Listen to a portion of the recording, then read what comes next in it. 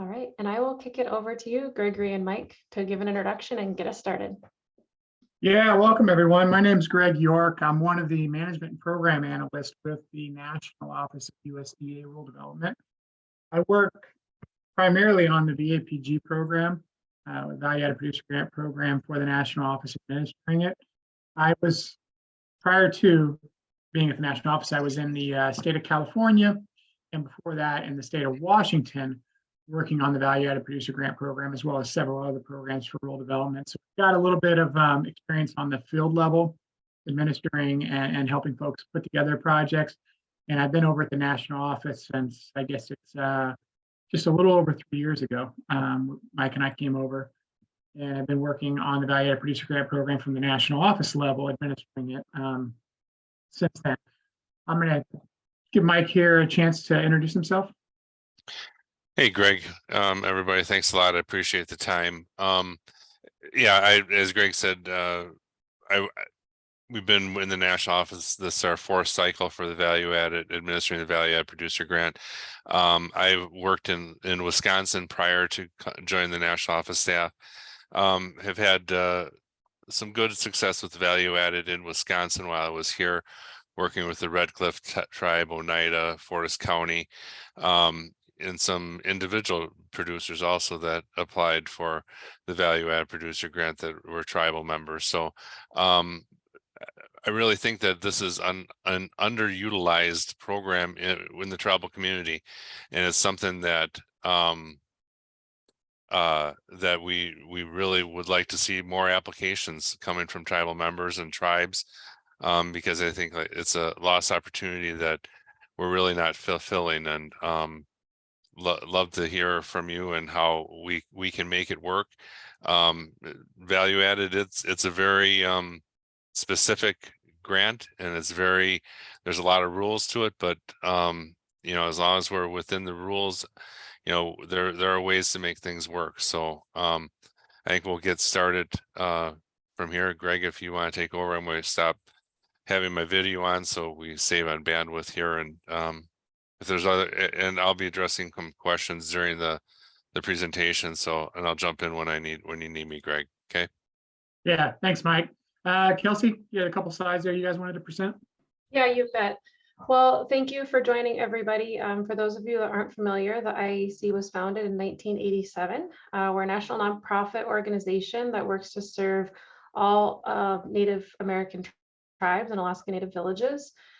We have a variety of programmatic offerings at the IAC. We have a technical assistance network, which has regionally specific staff geared up in all of the regions to be able to provide one-on-one support to you if you're interested in pursuing a value-added producer grant application and you would like a little bit of technical assistance in the process.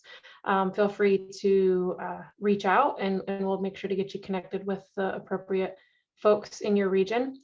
We also have our American Indian Foods Program, which is really kind of the sector of our stakeholder engagement offerings that helps producers in market access opportunities, whether that be domestic or international, or if it is on the spectrum of thinking about starting to have a product ready for retail sale, all the way up to refining or evolving your specific branding of your product. So we have a variety of offerings in addition to those two programs as well. I'd recommend you visit indianag.org to explore or reach out directly to us. We'll make sure to get you as much information as we can specific to any requests you may have. I'll kick it back over to you, Gregory. Okay, sounds good. Let's jump into the Value Added Producer Grant. Next slide, please. So in front of you is the standard verbiage for what the VAPG program can do. But in layman's terms, what the program is for, it's for those who produce the agricultural commodity, do viable agricultural operations, who want to take whatever it is they're producing, harvesting, cultivating, and do something with it on a post-harvest scale to add value to the business. So they're going to increase customer base and increase revenue for the farm, the ranch, the harvesting operation by doing this post-harvest value-added project. If you are a producer who's looking to take something you're producing and take it to the next level and start selling it, marketing it, advertising it on a post-harvest scale as a value-added product. That is what this grant is for. Next slide, please. So a little bit about some misconceptions with the program. It's not a job training program. It's also not intended to teach people how to farm. This is for viable agricultural producers who are looking to take their commodity and start selling it on a post-harvest scale as a value-added project. It's also not a technical assistance program, research and development, or a loan program. This is strictly a grant. And it's also not intended to be a continuous stream of capital. Really what this program is for is it's either for planning and capital purposes, to implement or kickstart a value-added project so that you can basically get it off the ground, and then once the grant's over, it can sustain itself on its own. It's not intended as a continuous stream of capital to keep a project going in perpetuity. Next slide, please. This is a competitive grant on the national level. So the way it works is folks apply for the grant in the state where they're located. The grant is then reviewed for eligibility there in the state, and then it's sent up to the national office for scoring. This year, there's going to be $31 million available in total funds, which is a pretty healthy amount of money for the VAPG program. I will say, though, that a lot of people get discouraged or nervous, maybe is a better word, about the fact that this is a national competition, that they got to compete against other farmers, producers around the country. And I would really say to that is, take a look at this program as kind of a three-step process. You're going to fill out the application for the project. You're going to download one of our toolkits from the website. You're going to fill it out. You're going to apply for the grant. During that phase, one of the best ways to make sure that your project moves forward and is eligible and gets to compete for scoring is to interact with the state offices as much as possible. The state office where you were located, in the state where you're located, will do cursory reviews of your applications to make sure that you don't have any ineligibility or ineligible expenses in there, any ineligibility issues with your application. They will provide a cursory review of your application and let you know if there's anything you need to beef up or maybe correct before you submit your final application. But you would need to do this 2 to 3 weeks out from the deadline date for applications, because once the application deadline date comes and goes, we cannot accept any changes to your application. So during that first phase, make sure you're working with the state offices. They'll help you with that part, because once the application deadline comes and goes, the second phase of the program is the eligibility reviews. The state office where you submit the application will do the eligibility review of your application. And we get a lot of drop-off at that point. And a lot of the reasons for those drop-offs is because folks didn't utilize the state office and do those cursory reviews in the application phase. And if you're dropped during the eligibility phase, you won't compete. Your application won't compete any further. It won't go to the scoring phase. And it won't compete for funding. So we want to make sure you make it through eligibility. So that first phase of speaking with the state office folks is imperative. So after eligibility is done, then the applications all go to the national office. They're sent to multiple reviewers. So there's 2 independent reviewers and 1 state office reviewer. All 3 will score the application. The scores are then compiled, averaged, and the top-ranking application, the highest scoring application, is funded first, all the way down until we run out of funds. The application deadlines that I was mentioning before are May 11th if you're going to do the electronic version, but I do recommend the paper application, which includes emailing it in, hand delivering it, or mailing it to the state office where you're located. You can do that by the close of business on May 16th, or have it postmarked by May 16th. If you're going to do the paper application option, which I do recommend. You can apply for up to $75,000 in planning grant funds this year, or $250,000 in working capital. There's a toolkit for each option. So there's a planning grant toolkit and a working capital toolkit.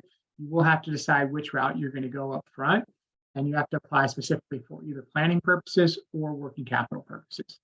This program does require a 1-to-1 match, which means that for every dollar that you're asking for in grant, you match with a dollar of your own funds.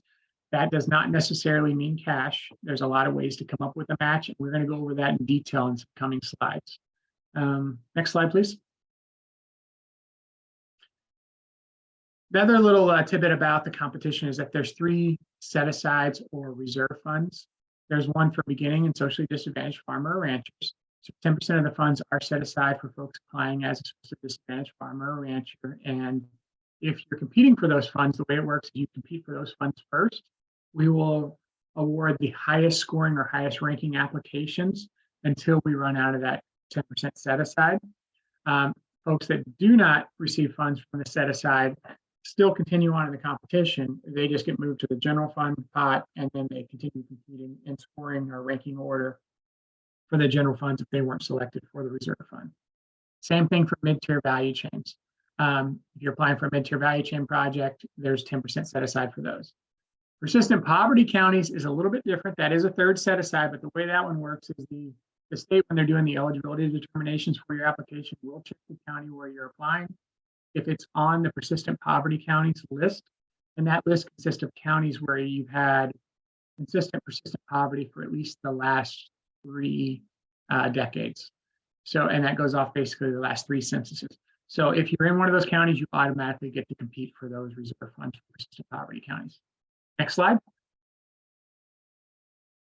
So we're going to talk a little bit about some program requirements or some eligibility areas. We're going to talk about applicant eligibility first, then we'll get into the project and the purpose eligibility, as well as some other eligibility requirements. And then finally, we're going to get into the scoring of the grant. So basically how to get the best score for your project. Next slide. And you can keep going there. So in order to apply for the grant, you have to meet the definition of one of these applicant types.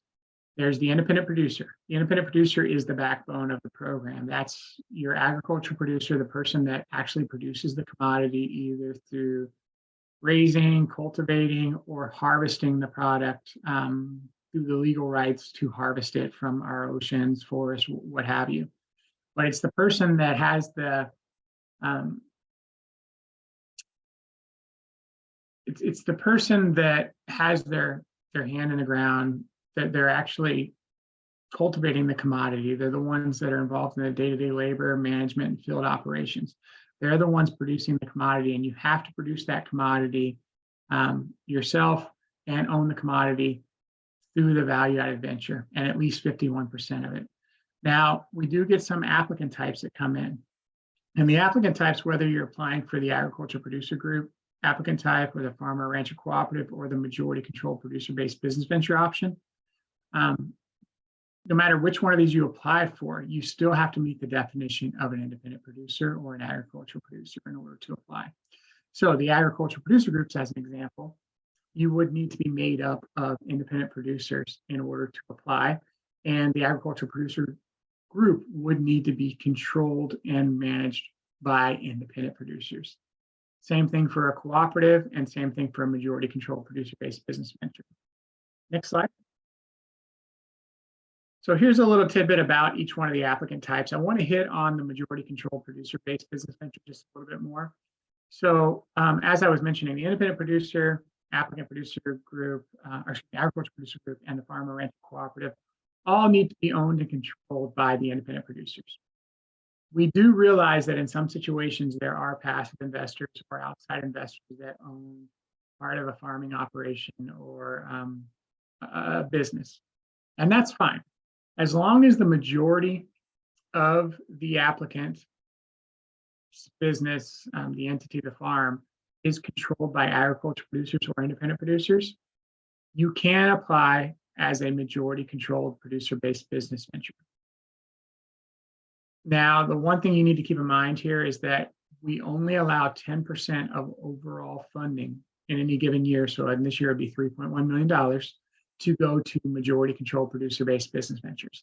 So the way that works is once we've funded projects and they cap out at that 3.1 million, no other projects will be funded that apply under that applicant type heading. That all said, we typically fund around 7 to 8% of our projects for majority controlled producer-based business ventures. So we never, I shouldn't say never, but we haven't hit that cap of 10% in quite a long time.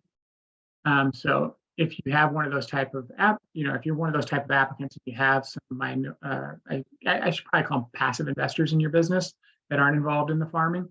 That's okay, still apply, but just kind of keep in mind that we do have that cap on it. Next slide, please.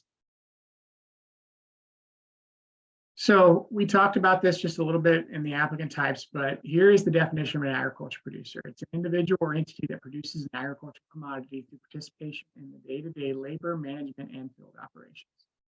This is an agricultural producer-based program, meaning the agricultural producer, the one that harvests the commodity, the one that produces it, cultivates it, what have you, is the person that's applying for the grant. In tribal situations, that can be a little bit different, we realize, and that's perfectly fine. But this isn't a grant necessarily intended for somebody down the processing line to apply. This is intended for the producer of the commodity or the harvester of the commodity, the one that has the legal right to harvest the commodity to apply for the grant. Next slide. And no matter which one of the applicant types you're applying under, you have to currently produce and own more than 50% of the raw commodity that's going to be used in the value-added product. So that basically means that you have to grow and produce or harvest a majority of it.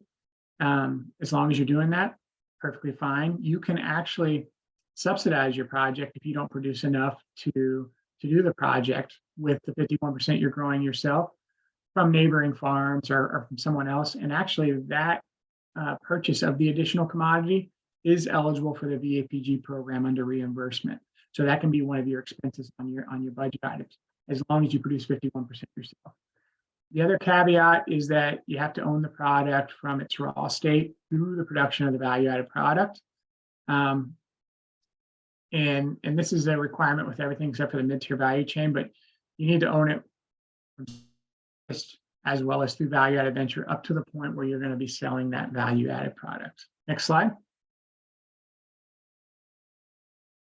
So I'll talk a little bit about project eligibility. In order to qualify for the value-added producer grant, you have to be doing something with your commodity on a post-harvest scale so that it qualifies for or qualifies as a value-added product, we'll say.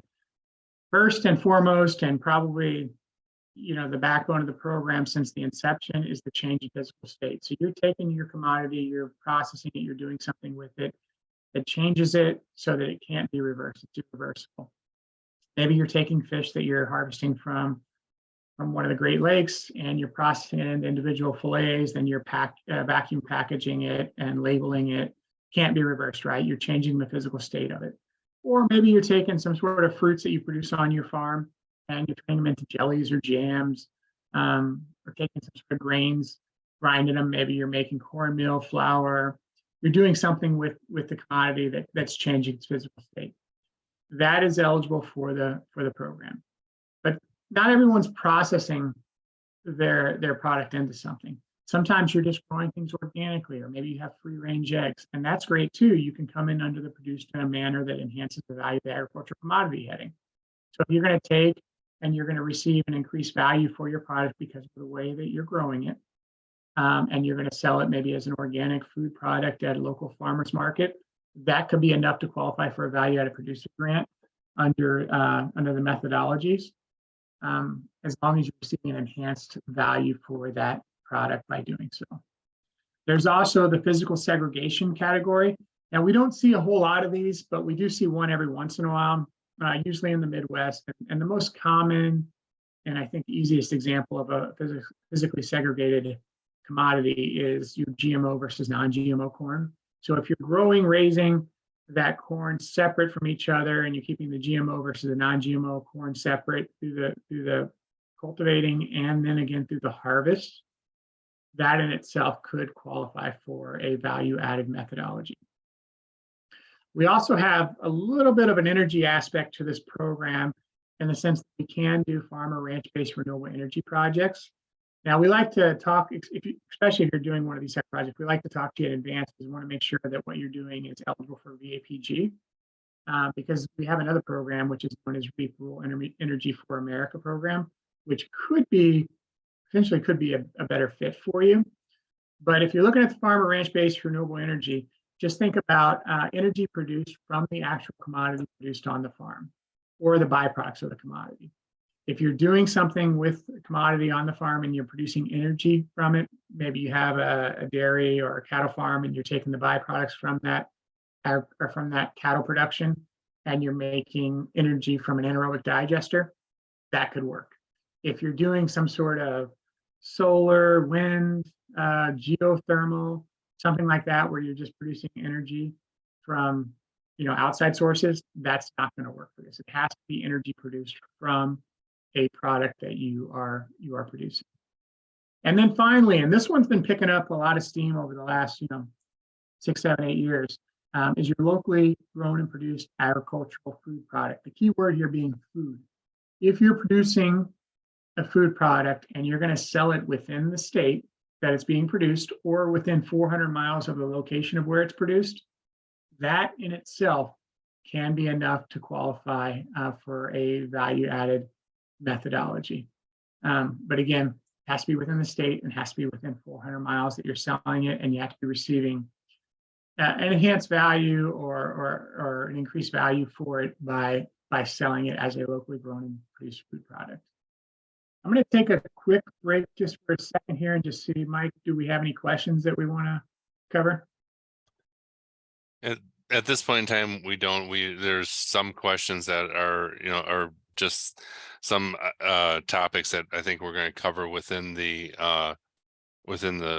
presentation itself. And if we don't, we can open up at the end to address some of those other questions. Okay, let's jump to the next slide then, please. So 2018, some things changed around the federal government. We can now do hemp projects. Hemp, though, means hemp. It doesn't mean marijuana or anything with THC in it. But if you have a hemp project and you're producing it and you're licensed either within the state or through the tribe to be able to produce it, you could potentially do hemp-related projects, as long as they're related to things like textiles, maybe construction materials, those types of things. If it's related to CBD, which is very popular these days, or something that you're ingesting with health benefits in that, unfortunately, we're still not able to do those type of projects, because until FDA wraps their head around those and they issue governing requirements for CBD or other products just like that, then we won't be able to do those as part of a value-added producer grant. And we've had these in the last couple of years. If you're producing maybe we had construction blocks. I think one year we've had some textile, had some wood flooring that was being made out of the hemp stalks. Those types of things, they could potentially work for the program. Next slide, please. Now, regardless of what you're applying for or what applicant type or what methodology you're going after, there's 2 core things that you have to demonstrate as a result of this project, because this is a for-profit project and it needs to show an increase in customer base as a result of the project, and it needs to show an increase in revenue derived from doing the value-added venture. So the farmer themselves needs to show an increase in the customer base and an increase for farm revenue. It's all about driving back home the profits and the customer base increases to the producer of the commodity themselves. Next slide, please.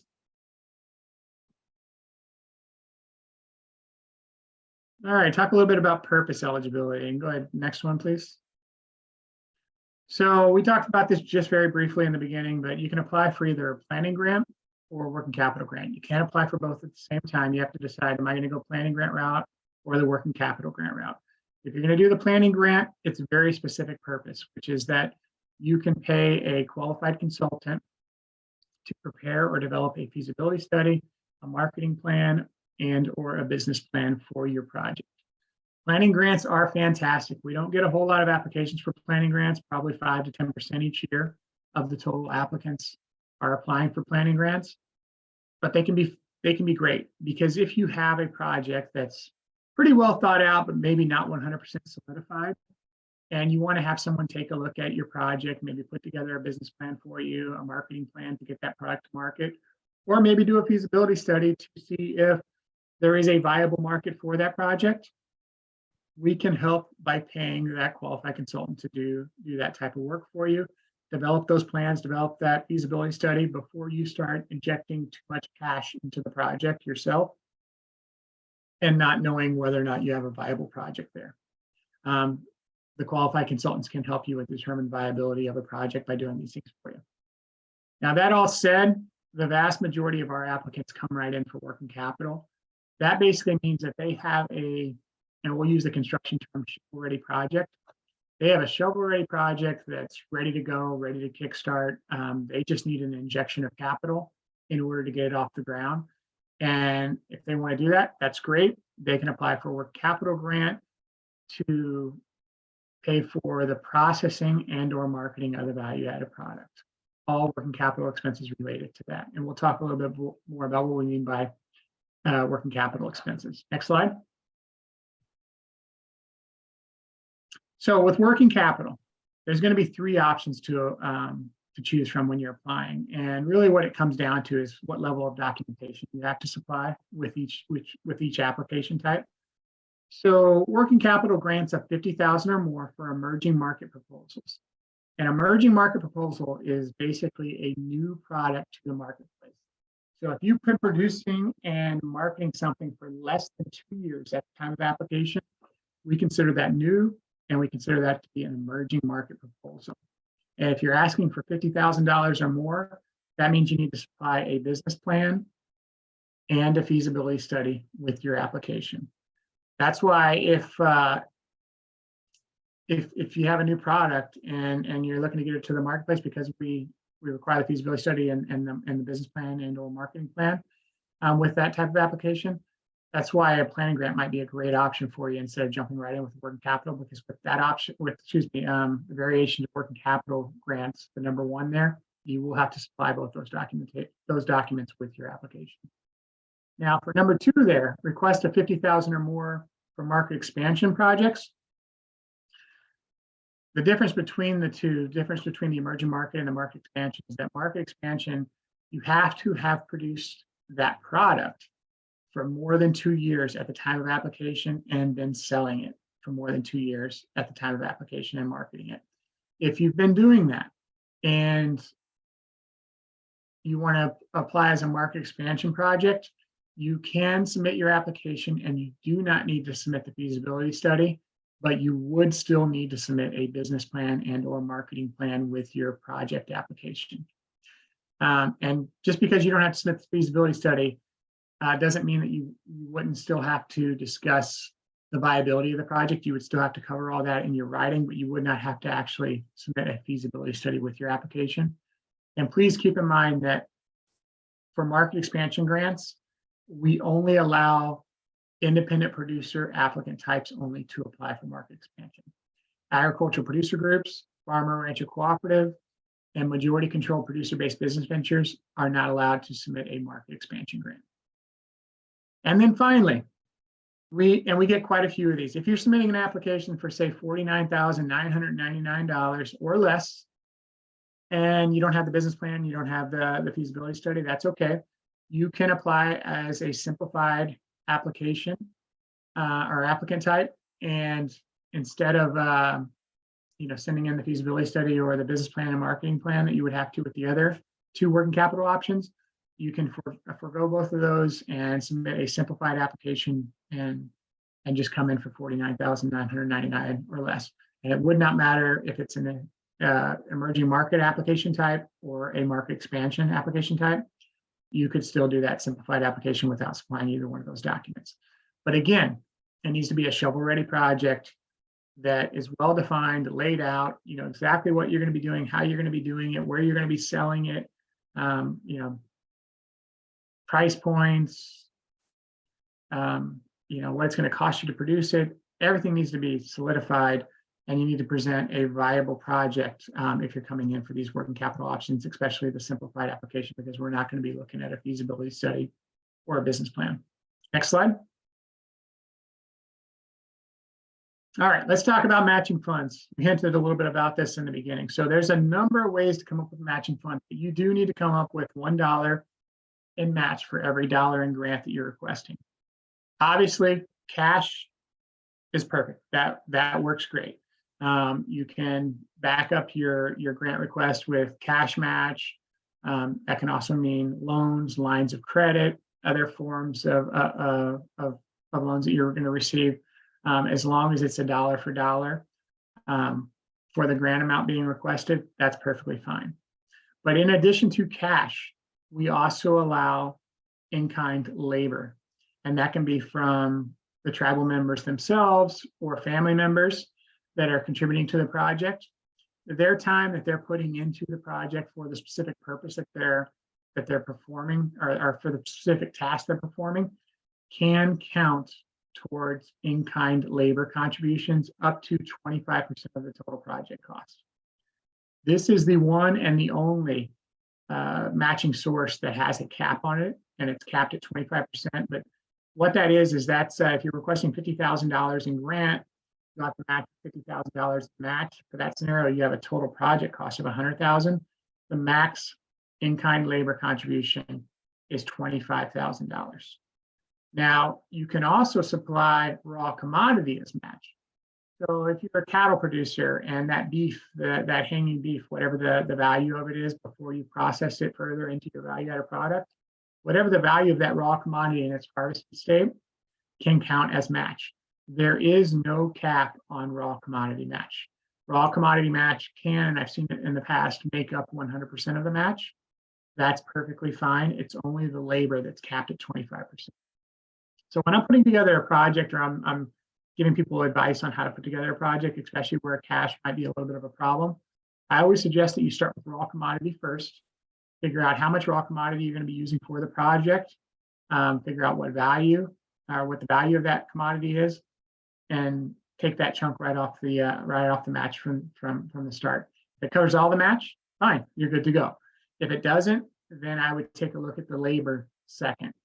And I would take a look at the labor, figure out how much time you're going to be spending on the project working on it, and what rate and rate you're going to be applying to that labor.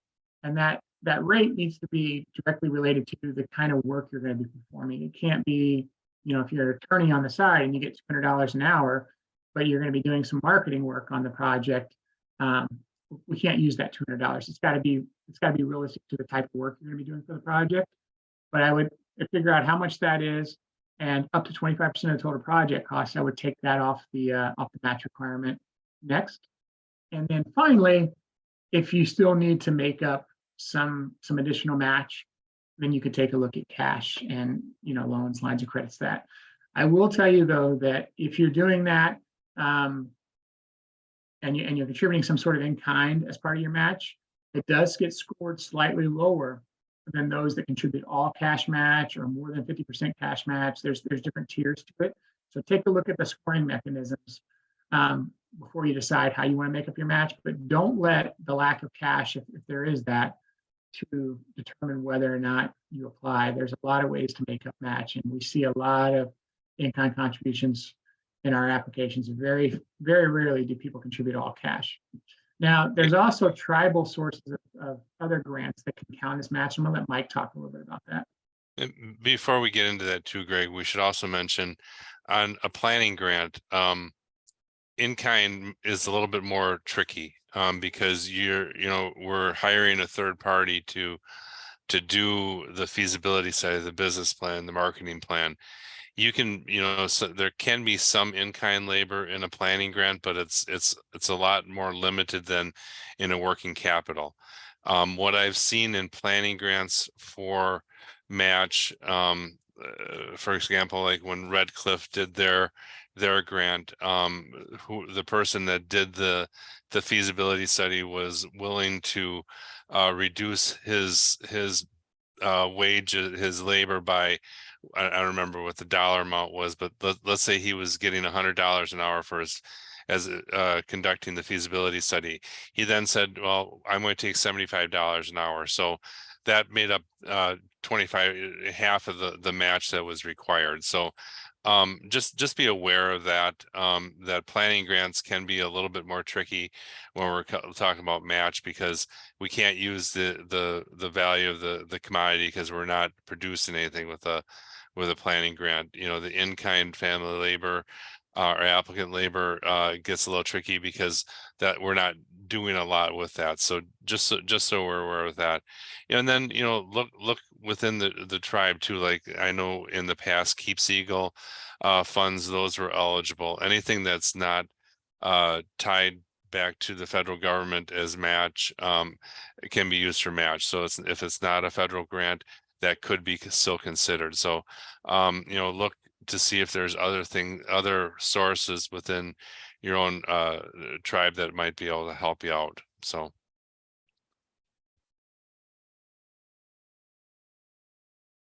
Greg, you're on mute. Sorry about that.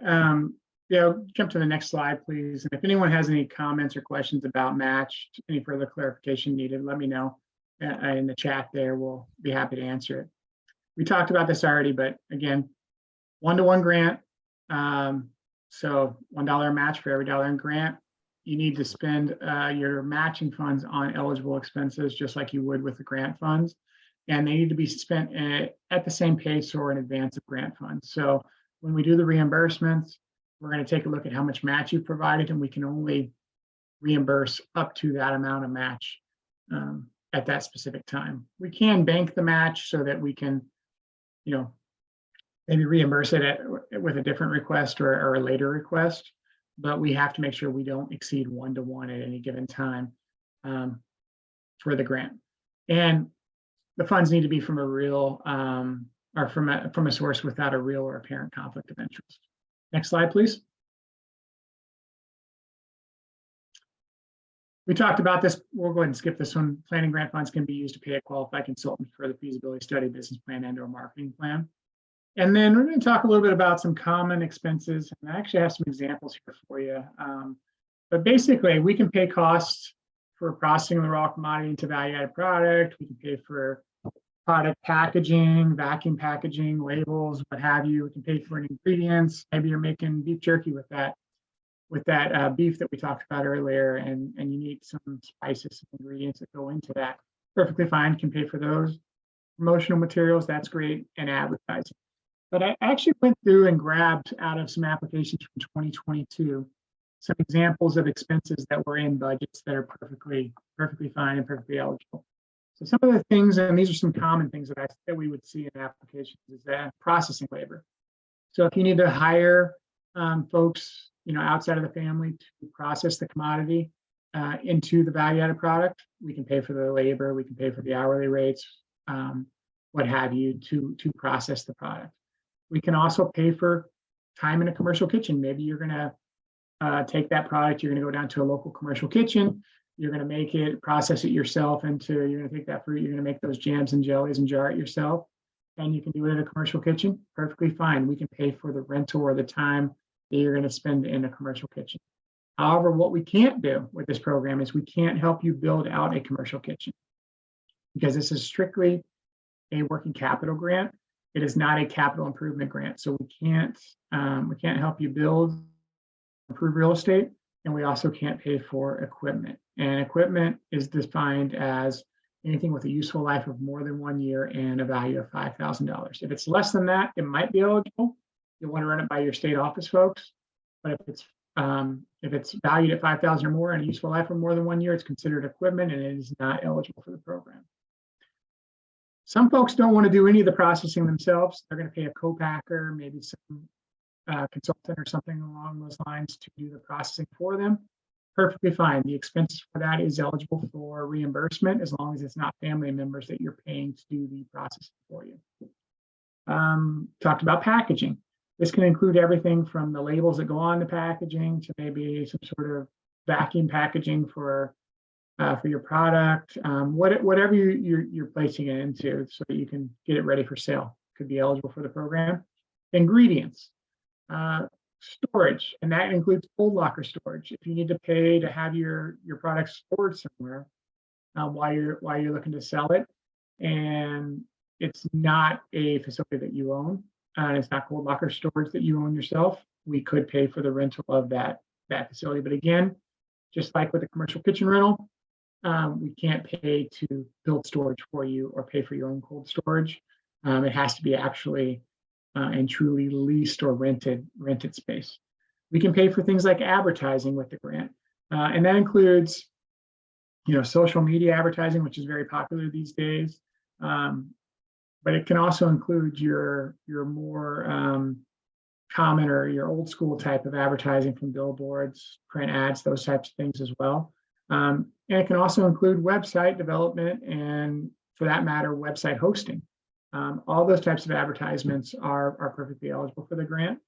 But when you're thinking about advertisement, it needs to be true advertisement, not swag. So you can't print your logos or that on, I don't know, t-shirts, hats, what have you, and just hand those out to customers. We don't consider that advertising. We cannot pay for swag. We can only pay for true advertising of the value-added product. You can go to trade shows, conventions. That's eligible for reimbursement as long as you're going to these events to sell or market your product, not just to go and learn more about how to produce or how to make it. You have to be going to these trade shows or what have you to actually sell and market the product. Maybe you have to hire a sales team or bring somebody on board to go out and market your product for you. We can pay for that as long as it's not family. Transportation expenses are also eligible as long as it's post-harvest transportation expenses. So getting your commodity from the farm to the processing facility is part of ag production. That is not eligible. But once you've processed the commodity into some sort of value-added product and you need to ship it, transport it, what have you, to the place where you're going to sell at the point of sale, that's eligible for the program. Insurance, utilities for the overage or for the value-added product itself are eligible, but not overall operations. It's only for the value-added portion of the project. And I mentioned this already, but equipment is not eligible. If it's a small scale thing, like maybe you're going to take your product, you're going to sell it to the local farmers market. I see, a pretty common thing I see is a tablet with maybe that little square device that goes on the end of it for taking, point of sale right there at the farmers market. Those are a couple $1,000, I think, between the tablet and the device. But something like that's perfectly eligible. Maybe accounting software, those types of things, a computer, they can be eligible. But when you get above $5,000, it wouldn't be eligible for the program. Next slide.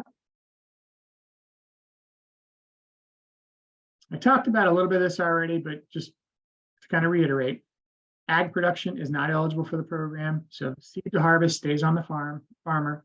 This grant is strictly for the post-harvest activity. So once you've harvested the commodity forward, that's what it's eligible for. Planning, building, repairing a facility, buying, purchasing equipment, all that type of stuff is not eligible. Using the grants to pay yourself, either paying yourself directly or paying yourself for your raw commodity is not eligible. And then, we talked about this quite a bit. Equipment is not eligible either. Next slide. Some other things you should know about ineligible expenses. If you submit an application, you don't do the cursory review, and we get the application in and it's got a bunch of ineligible expenses, we will let the application continue on in the competition if it's less than 10% of the total project cost. If, however, the ineligible expenses add up to more than 10%, your application will be rejected for ineligibility. Again, get with your state office folks. They will do a cursory review of your application to make sure you don't have ineligibility issues. Next slide. All right. So we talked about the 3 different phases of the application process. So you've got the application itself, filling it out, working with the state office, making sure everything's good to go. Then the second phase is you submit it to the state office, and they'll go through and they'll take a look at the eligibility of the application. And assuming your application is eligible, it'll move on to the final phase, which is scoring and ranking. Next slide, please. So your applications, your eligible applications, will be scored on the following. They'll be scored on the nature of the proposed project, and that's up to 30 points. Qualifications of the project personnel, up to 20 points. Commitment and supports, and that also includes the cash match versus in-kind and all that we talked about earlier. That's up to 10 points. And then the work plan and budget.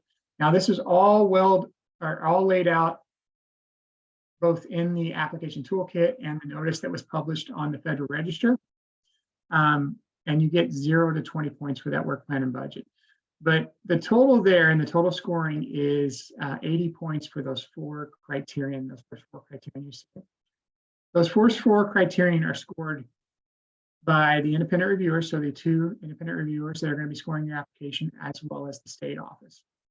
Those first four criterion are then added together and then averaged, and that'll be your initial score. Now, if you are also applying for priority points and you qualify for the priority points, maybe as a socially disadvantaged producer, which tribal entities do qualify for, or maybe a beginning farmer, veteran farmer, or what have you, and you're asking for those in the application, then those priority points, that fifth criterion, those would be added on after the score is averaged to bump up your score a little bit. So you get up to 5 points for the standard priority. So things like socially disadvantaged producers, veteran producers, beginning farmer, ranchers, that type of thing. But in addition to that, if you're an agriculture producer group, a farmer, rancher, cooperative, or a majority control producer-based business venture, so you're a group applicant type, you can get up to an additional 5 points added to your score. So total max there would be 90 points. Next slide.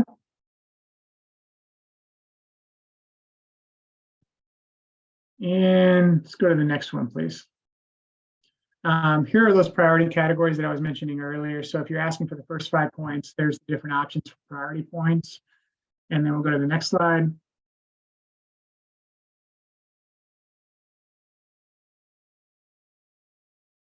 And the next slide, please.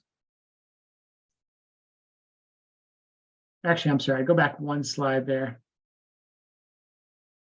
There it is. Oh, sorry, I apologize about that. I missed this. The group applicant. So in order to qualify for the group applicant, the additional 5 points, you need to meet the requirements here and be a beginning farmer, rancher, veteran farmer, rancher, social farmer, rancher, or a small or medium-sized family farm. Okay, next slide. And before we talk about, the program, the historical numbers for the program and that, and we'll break down, where we were in 2022 a little bit. I'm going to have Mike come in and talk to you a little bit about how the tribes are eligible and what we've done to kind of increase tribal eligibility over the last few years. So I've been working in the program since 2008, and back then it was hard to get to make tribes eligible. There was an administrative notice that was put out that clarified it, and then in 2016 the reg was changed to really look at tribes, and I'm just going to read it. So the agencies shall determine the ag producer status of tribes and tribal entities without regards to day-to-day labor, management, and field operation, or right to harvest. It's a lot of words to say that the reg was changed to make sure that tribes were eligible and that the field looked at that way. Within the application toolkit, you'll want to go to Appendix A, and that really lays out very nicely the process for determining eligibility for tribes. So it's going to ask you 8 questions to go through and kind of walk you through how tribes are eligible. The bottom line is tribes are eligible if you're producing ag products and taking those ag products and then making them into a value-added product. So if you have questions about that, we're more than happy to get down into the nitty-gritty, but it'd probably be best to do it at another time or working with your state. And if you have issues with your state, talk to Greg or I, have them contact us, and we'd be more than happy to get on a phone conversation call with all 3 parties. So we're all hearing the same thing and that we're going down the right road. As I said in the beginning, this is an underutilized program, and I think there are ways that we can make this work for everybody involved. Working with the application, there's kind of a misnomer out there that value added is inaccessible, or that it's tough. It's you can't get through the application process. It is large. It is a large process, and I've had people tell me, Mike, I really hated you through this process because it's tough, and it is tough. But we're asking you to really look at your venture, your operation and your business, and how can we help you make that business better? And through this process, it does make you a better business person. And it really helps you in the long run become a better entrepreneur, increasing your return, increasing your profitability, increase your customer base, and really take a look at it. It is quite a lengthy toolkit, but kind of like the old adage, how do you eat an elephant? Eat it one bite at a time. Don't go at it from saying, get overwhelmed. I can't do this. I can't do this.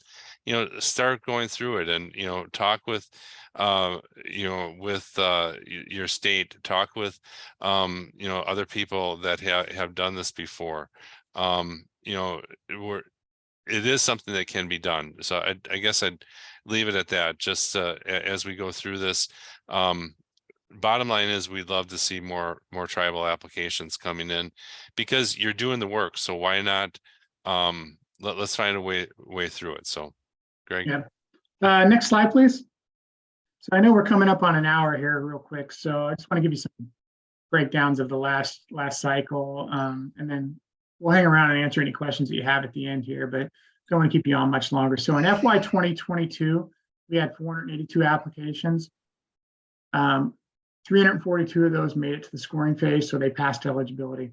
The big drop between 482 and 342, the vast majority of those were due to ineligible items that could have been picked up or found if the applicant would have submitted their application early to the state office for that cursory review.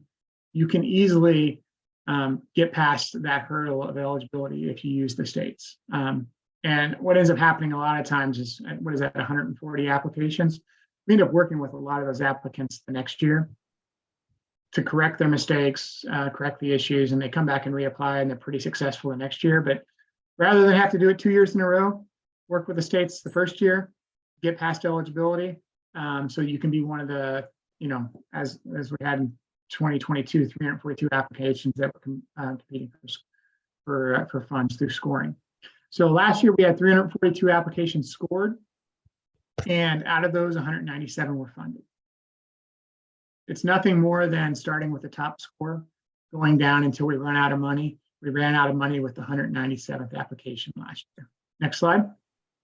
And that number, by the way, changes from year to year, all depending on how much funding we have. And I think I talked about this earlier. The vast majority of applications come in under working capital. Only, roughly 6% came in as planning grants last year. Next slide. Average grant amount was $167,000. That was around $175,000 for working capital grants and just under $38,000 for planning grants. Next slide. Most of the applications come in under the independent producer heading. 92% last year, but you'll see the group applicant type percentages there as well. Next application, or excuse me, next slide. We have some great tools to help you apply for the grant. Next slide, please. On our value-added producer grant website, you will find the application toolkits. There is a different one for the planning grant and the working capital grant. Make sure you select the appropriate one that you're applying for. Start at the top, go to the end, make sure you fill everything out, make sure you answer every question, fill out every box that's appropriate, and you provide narrative where it's asking for the narrative, and you'll do well. And then again, work with the states. They'll help you out. And if you run into any trouble at all, you are always welcome to contact Mike or myself. We are happy to answer questions, work through eligibility issues. If you're concerned about tribal eligibility, give us a call. We'll help you work through that. Whatever the question is, we're happy to help. But keep in mind, and first and foremost, is that you have local representation or local help there in the States. Make sure you reach out to them as well. And make sure that you're talking to them about your project early and often. And I think that's about it as far as slides go from us, but I want to hang out here just for a few minutes. If you have any questions, feel free to go ahead and type them in there. I know Mike's been answering them as they come in. If anybody has anything specific they want to ask, feel free, or if you prefer to ask us in person on your own later, we're not everyone on the call, that's fine as well. Just give us a call and we'll talk you through your project. Kelsey, is there anything that you want us to be covering that we haven't? Could you kind of In case other folks on the call or in the recording have the same questions that were asked through the Q&A, Mike, do you think you could review some of those questions and the clarifications that you provided? Sure. Question was, with our local community garden is providing for our tribal kitchen elders and local members. One thing I would say, Larissa, with that is really you need to be focusing on business. And I know that's a lot of what in tribes, which, you know, what your goal and your focus is on helping everybody out. Remember, this has to be for a for-profit business type of entity. You know, what I've seen in the past is, you know, say you're providing ground beef to a daycare center. Well, what are you doing with the rest of that beef? Is there a way that we can look at it from a perspective that if you're selling the steaks and roasts, you know, outside, but you're using the ground beef in a daycare type situation, you know, is there a way that we can look at different expenses, you know? So remember, this does have to be for you have to be able to show how you're increasing your return to the producer, and also looking at increasing your customer base. There's I'd like to ask my local rep about, she has never worked with tribes. I'm interested in hearing everything about the program. So if you have a local person that has not worked with tribes in the past, set something up with me. I'd be more than happy to have a Teams call with all three parties, and we can work through some of those questions that you have. Hi, Sarah. Good to see you too. Funding, Harley, funding, you know, this is we get funding through two different sources. Through the Farm Bill, we have mandatory funding, then we have some discretionary funding, what Congress gives us on an annual basis. We've been pretty good the last 5 years with our funding. You know, prior to that, there were some pretty lean years, 10 years or so ago from here. There's some pretty lean years where we only had 10-15 million, except only 10-15 million. That's still a lot of money, but when we're talking about a nationwide program, you know, 30-31 million does go a little bit farther.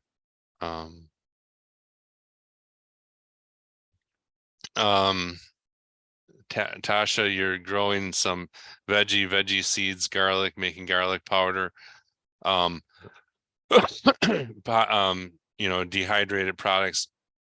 I think everything that you're doing there are all value-added products. Question is how can we turn that into a grant application? Does the producer have to process themselves? They're working with hempcrete, or can you take, you know, and I think what Greg had kind of touched on that though before is, yeah, you can, if you're processing yourself, we can't pay for that labor because 2 CFR 200 does not allow grant funds to be paid directly to a grantee. But that could be your match. That could be your match if you're processing it, or if you're taking to a processor, those would be eligible expenses. I didn't know, Catherine, you're asking, is hemp eligible for value as a livestock feed component? I need to know more what you're looking at. If you're asking, can we put hemp into a feedstock, and you're doing a change of physical state, you probably could be. I need to have more information in order to understand what you're asking there. And then Zach, is there a number of years a producer needs to be processing their raw commodity to be eligible? No, there's not a minimum number of years. You just have to be currently in production of your ag commodity. So again, if you're doing something with strawberries, you have to currently be growing strawberries. You can't say, I'm going to start growing strawberries next year and apply. That, remember, this isn't an agricultural production grant. This isn't a value added grant where we're taking the ag product that you're growing and turning it into a value-added product. So I think, Kelsey, those are Cindy, the all right? questions. Yeah, thank you for that. I have a couple of questions that have come into the IEC over the application period. Can I kick them over to you for Please. answering? One is specific to which you just outlined around labor costs. So we have one applicant that would like to apply. They're a family operation. So is the regulation around not being able to pay yourself from grant funds, does that also prohibit covering labor costs or processing costs of a family member? And if so, what's defined as family? How far outside, if some of these smaller communities, the folks that are involved as processors, and maybe your only option for processing, but they may be a relative as well. Right. So yes, that is true. We cannot pay for family. So Greg, do we go down to aunt and uncle, I think, as far as we go? You're on mute. Okay, sorry about that. Just trying to make sure I wasn't making too much background noise. In the regulations, we do define immediate family, and I think it's by blood or marriage. We don't go too far down. I usually kind of say, once you get past first cousin, I think that's where it would drop off. But just take a look at the definition there in the regulation. If it's direct family member, either by blood or by marriage, or your husband, wife, kids, grandparents, cousins, aunt, uncle, all that. It's probably going to be an issue. We won't be able to pay them, but their labor can count as in-kind match. So you can use it towards the match if you want. We just can't pay family members for their services. And so the individual could also still pay for it out of their operating cash flow, given it's likely their business. It's not just hiring them to do the labor, it's their business. So you would be using the cash associated with paying for those services as a part of your cash match to the one-to-one as well. Yeah, that'd be perfectly fine. And also, Kelsey, just real quick before we get off here, we have our tribal coordinator with USDA Rural Development on the line today. His name's Ted Beulah. I want to just give him a quick chance to introduce himself and maybe say a couple words. Hey everyone, nice to see you. Nice to see you, Kelsey. I haven't seen you since your latest family change. So thanks for hosting the webinar today. I don't really have much to add to what Greg and Mike said, other than when you do run into challenges, if it's about your entity structure or about a staff person that hasn't worked in tribal communities in the past, we also have a tribal relations team at Rural Development. We're happy to work alongside Greg and Mike and IEC to get you the answers you need as quickly and as accurately as possible. So whether you reach out to the Office of Tribal Relations at the department or to Rural Development, know that there is a tribal relations team that's set up to help you and to help our staff navigate challenges and questions they haven't seen before. We always try to institutionalize best practices for working with tribal producers, and it seems like every case is kind of a one-off. So we're accustomed to that, and we can help our staff hopefully get to yes, and if not, explain why something's not possible. So thanks for letting me say hi, Greg. Yeah, thanks, Ted. Hey, Greg, there is a question in the Q&A. I think you had worked with a little bit about, if you want to look at the one from Catherine about putting hemp into a pelletized livestock feed. Not sure if, I thought you had dealt a little bit with that question at one point in time. We have kind of discussed it a little bit. So, I mentioned early on that CBD is still a little bit of an issue with us, and a lot of that has to do with the health benefits that are claimed.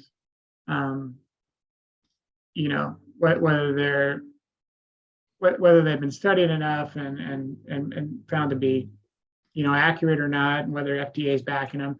It's a problem when it comes to human consumption. However, when it comes to livestock feed or just not made for human consumption, there might be something there. So I'd kind of be interested to hear what you're actually doing with the hemp, with the livestock feed, and how you're supplementing it, for the livestock to really kind of determine whether or not we can or can't do it. We do have someone here at USDA Rural Development in the national office who's been working pretty closely on hemp especially since the 2018 Farm Bill, what we can and can't do. So I can also get him involved as well if it's not something that we can answer for you directly and make a determination on. But like I said before, construction materials, textiles, those types of things, not a problem. Paper, not a problem. Human consumption, probably going to have an issue. Livestock, pet food, that type of thing, there might be an opening, but I can't say for sure on that. But there might be an opening for those types of things. Kelsey, you said you had some other questions too. Just want to Yeah, a make few sure we more don't. questions for you. Yep. Appreciate that.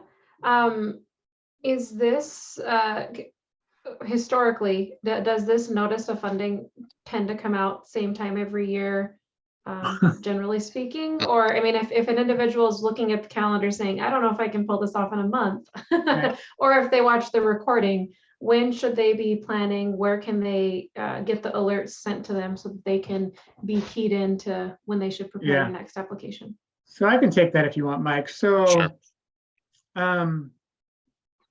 It hasn't always been the same time of year.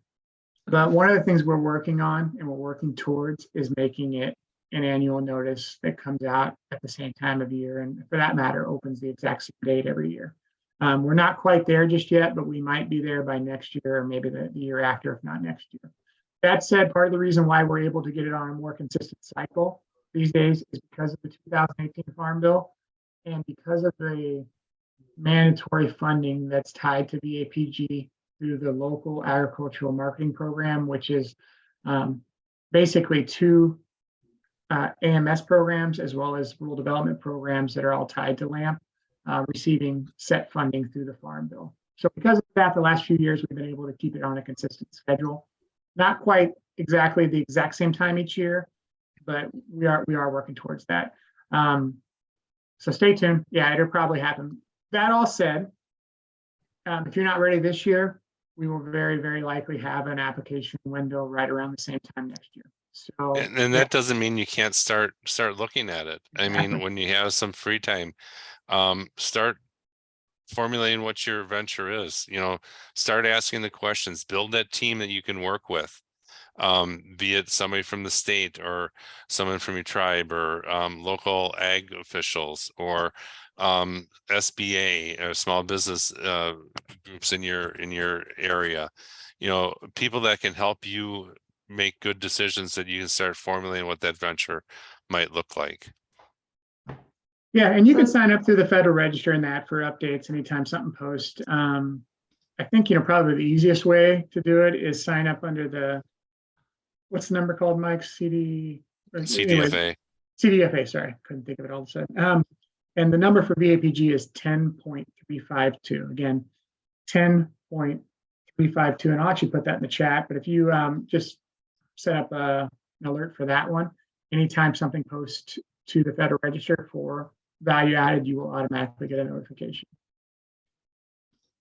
Thank you for that. And speaking of identifying folks within the state to work with, is there a pathway on the internet that you could direct us to for how to identify folks within our rural development? Yeah, if you go to the Value Added Producer Grant webpage, and I can post that here in the chat as well, or you just Google our rural development Value Added Producer Grant, it'll be the first thing to pop up. Right there's a state dropdown, and the state dropdown will direct you to the contacts there within your state. If for some reason it's not up to date and you need help finding the person, just contact myself or Mike. We will get you the right person to make sure that you're getting your questions answered. And there is the link to the VAPG website right there. Oh, you know what? I might have just sent that to you, Kelsey. Let me redo that. Sorry. Nope, I think that went to everyone. Sorry. Yeah, I think we're good.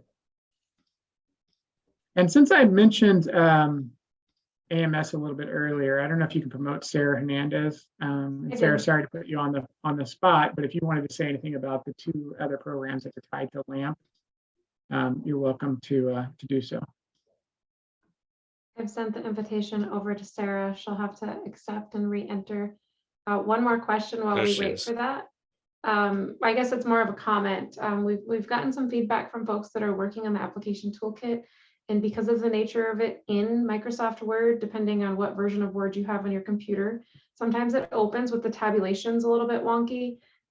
Is there any discussion internally about possibly having more of a click-through online application opportunity hosted on a website in the future that would help with filling out the Yes. form? Okay. Absolutely. love It's something to. we Something just, to yeah, something we Okay. discuss all the time, how quickly or if it's going to happen, is that's still the big question. But if your Word document gets a little out of whack, don't worry about it. Okay. As soon as you open it up, all the page numbering and everything, once you start filling in blanks, is going to get it's going to get all mixed up just because of the way it's set up. I would love to get an online version going. We're definitely going to work towards getting a revised or maybe an improved toolkit in the future. But yeah, if it gets a little wonky, don't worry about it. As long as you make sure you answer everything and you somehow clearly mark your answers, we will count it. Thank you for that. It appears Sarah's joined us.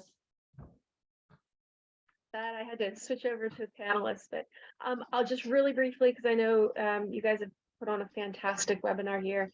Great to see Ted, Greg, Mike, all of you guys from RD here with Kelsey and the team. Fantastic. The Meet to Market program is exceptional. And just kudos to IAC for putting it together. And just reiterating that you've got a great team here to reach out to if you're involved with the meat and poultry processing project in particular, and that food supply chain development. Reach out to these folks and see if VAPG is a potential opportunity for that project. Absolutely. Well, thank you everybody for joining. I think that's all the questions I see on my end. We really appreciate our partners at USDA that brought forward this great information. We know there's going to be some follow-up conversation, and we will be getting this recording posted on our channels for those of you that may want to revisit it or may have folks within your community that you would like to share it with. So I'm going to go ahead and end the recording now.